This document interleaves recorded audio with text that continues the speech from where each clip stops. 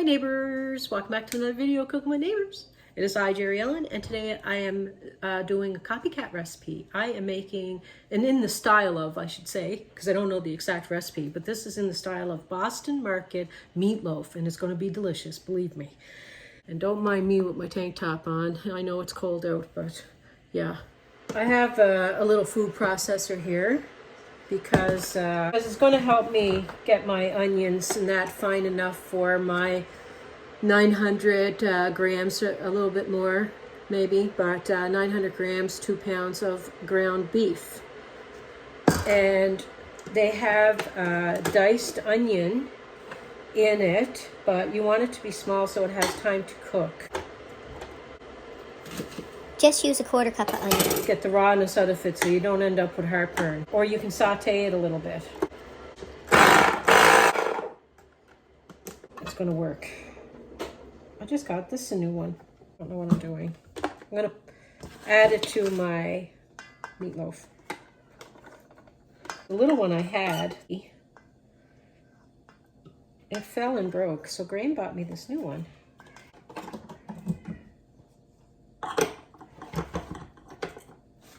Now I'm going to put a red sweet bell pepper.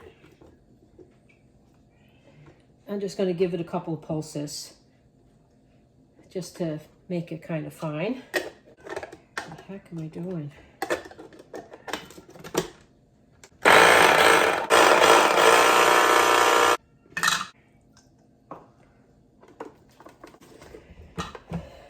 And I have, oopsie,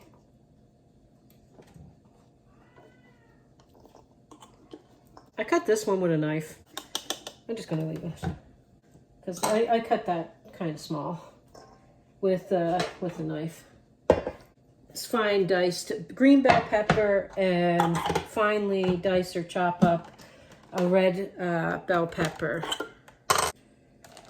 I'm going to put a 1/2 cup of milk, a cup of seasoned breadcrumbs, a little bit more than a 1/4 cup of ketchup. You can almost go to a 1/2 cup.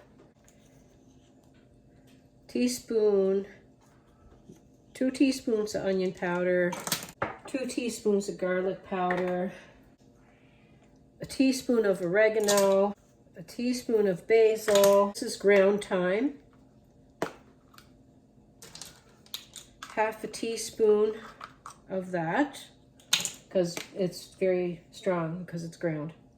I'm going to wash my hands again because I'm going to get in there. My oven's preheating 350 degrees Fahrenheit. And I'm going to add 2 large eggs.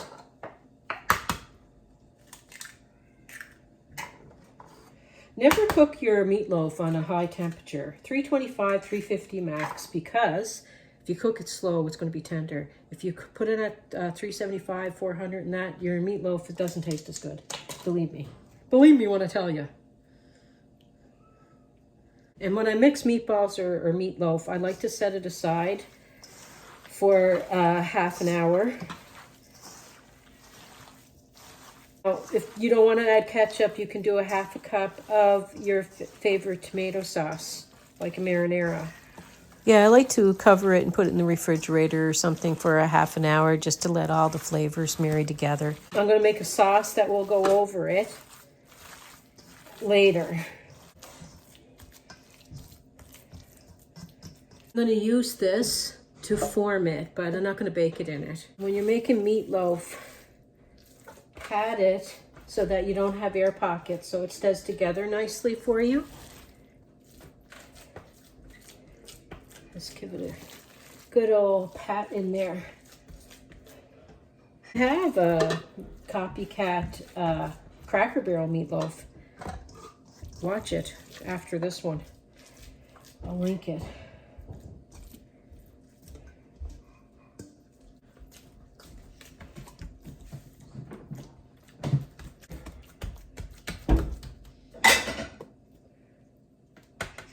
You could put parchment paper down. I'm not going to bother.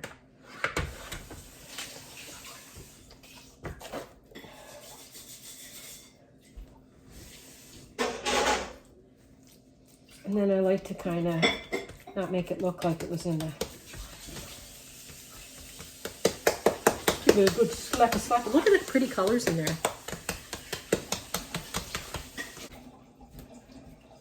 I'm gonna pop this in the oven, 1 sec. Sure. Neighbors, I was like, I can't get this thing off, and I went, boom, and it came right out. Hello, neighbors. I'm grabbing tea. Hello. There you are. Look at my hair. I don't know if I'm dyeing it again soon, but. Okay, so let's make a simple, quick sauce. I'm gonna use half a cup of brown sugar, lightly packed. Okay. Half a cup of apple cider vinegar.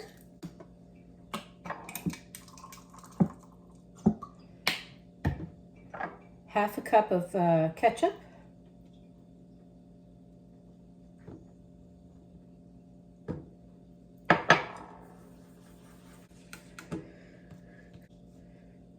Two teaspoons minced garlic. And like a good squirt of ketchup, maybe like 2 tablespoons. Of mustard. I'll give you some options about this here. Okay, 1 sec. And I started this like kind of rushing around today, but my cousin Melanie over at Cooking with Cousin Mel, her and I like did lots of copycats together, and she was telling me on the phone today that she is probably going to do 1 or 2 before Christmas or whatever. So you might want to go over and check her out because I don't know when she's posting them.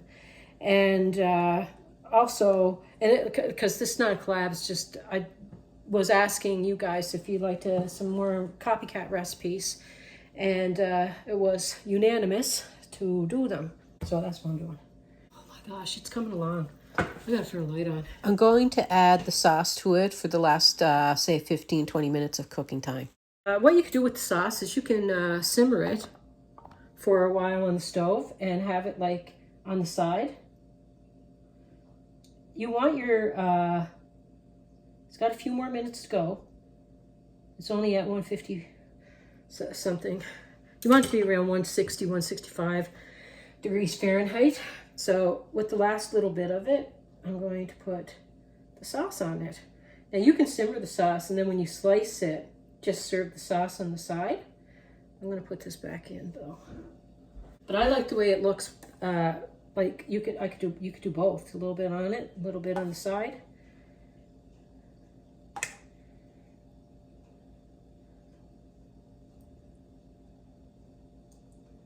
Because there is some raw garlic in it, so you do want to cook the sauce a bit. So you could do, I might do a little both, I don't know. Or you can use garlic powder instead of the minced garlic if you want. Then you don't have to cook it too much. Pop it back in. And when I take it out, I gotta let it rest a little while because you want to be able to cut it without it falling apart on you. Cook this side too. Let's see. Looks better on a different platter, but I'm going to show you the inside.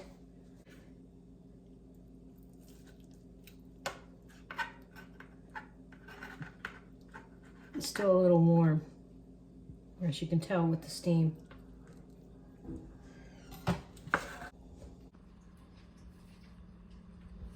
So there it is. I cut a piece there. I'm trying to figure out a picture, but it is absolutely delicious. Make sure that you do mince your onion and dice up all your veggies really fine so that they have a chance to cook. Or saute them a little bit before adding them to the meat. Okay, tasty poo time. Took 1 hour and 15. Harrietta is barking and that, so I'm just doing a voiceover. This turned out really good. It was nice and tender. It was a juicy meatloaf, a very enjoyable dinner. We had it with a veggie lasagna. That's what we had it with, just to be a little different. But it is very good. The recipe is in the description box under the video. Peace, love, God bless. Please come back again. Thank you.